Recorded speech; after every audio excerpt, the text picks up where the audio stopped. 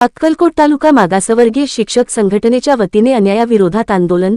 जिल्हा परिषद गेटसमोर 5व्या दिवशीही आमरण उपोषण सुरू.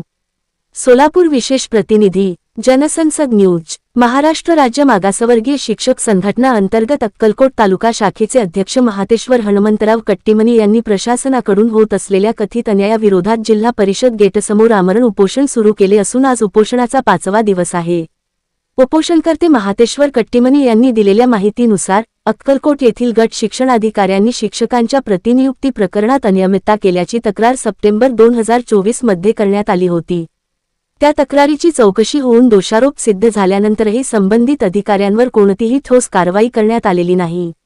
उलट तक्रारदार असल्याच्या कारणावरून स्वतःलाच विनाकारण निलंबित करण्यात आले, असा गंभीर आरोप त्यांनी केला आहे. तक्रारीनंतर सुमारे 1.5 वर्ष लोटून गेल्यानंतर व्हॉट्सअॅपवर नियुक्ती आदेश पाठवण्यात आले, मात्र अद्याप प्रत्यक्ष कार्यवाही न झाल्यामुळे न्याय मिळालेला नाही. तसेच चौकशी पूर्ण होऊन कारवाईसाठी पाठवलेली फाईल गेल्या 6 महिन्यांपासून प्रलंबित ठेवण्यात आली असून यामुळे प्रशासन जाणीवपूर्वक टाळाटाळ करत असल्याचा आरोपही त्यांनी केला आहे.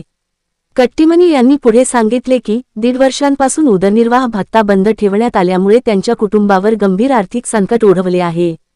ही आर्थिक कोंडी जाणूनबुजून करण्यात येत असल्याचा ठपका त्यांनी प्रशासनावर ठेवला आहे.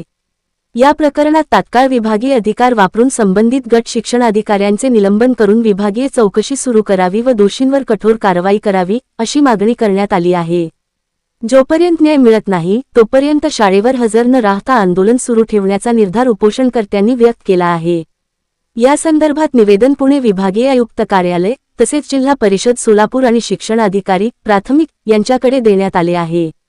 अक्कलकोट तालुका मागासवर्गीय शिक्षक संघटनेच्या पदाधिकाऱ्यांनी स्पष्ट इशारा दिला असून प्रशासनाने तात्काळ निर्णय न घेतल्यास हे आंदोलन अधिक तीव्र करण्यात येईल.